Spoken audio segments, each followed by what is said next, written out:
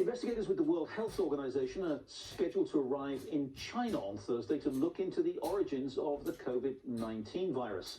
Let's get to the China Learning Curve author Dan Joseph. Dan, is this inquiry likely to yield honest answers? Well, I guess time will tell. Certainly, we don't expect any major breakthroughs in one visit, so it will be relatively light in that sense. The big question, what everyone will be looking at, is what kind of access do the WHO investigators have? That's been under negotiation for almost a year now. Not a lot of details have been reached. What kind of sites will they be able to look at in Wuhan and other places? I guess we'll know by next week, and probably most attention will be focused on not what have we learned immediately, but what kind of access is China granted, what information are they sharing?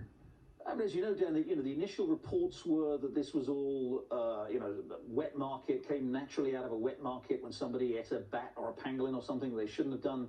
But there's growing, I think, more than speculation, there's growing suggestions and even some evidence that maybe this came out of a lab. If that is the case, the Chinese are not going, back to your original point, the Chinese are not going to be open, are they? If it really was, it was being conducted, it came out of experiments being conducted in a lab.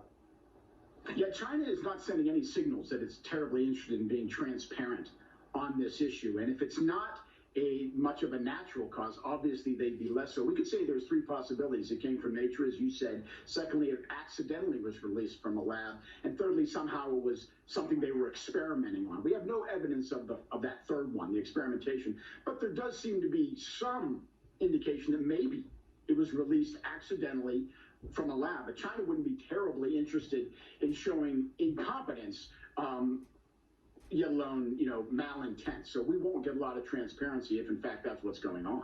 And the people at the WHO, presumably they've been investigating the origins of this. There've been criticisms of the WHO. Remember, the WHO was very, very compliant with the Chinese view early on with this. So do we expect real honesty and a real, the kind of real aggressive investigation that we would need to get from the WHO?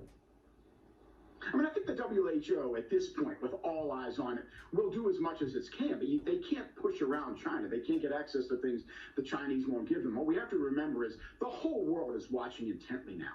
And if we don't get the kind of information out of China that we would expect from another country, trust in China is going to take a big blow. We'll have to use whatever data we have otherwise to try to figure out how this happened. But the next time around, there'll be a lot less trust in China. I hope this doesn't happen for a long time, but I'm thinking that the next time there's even a hint that there's something amiss, we'll see countries start to shut flights down from China almost immediately, and that will be part of the impact of lower trust in China due to the lack of transparency and access that so far they've been providing on this critical issue for the whole world.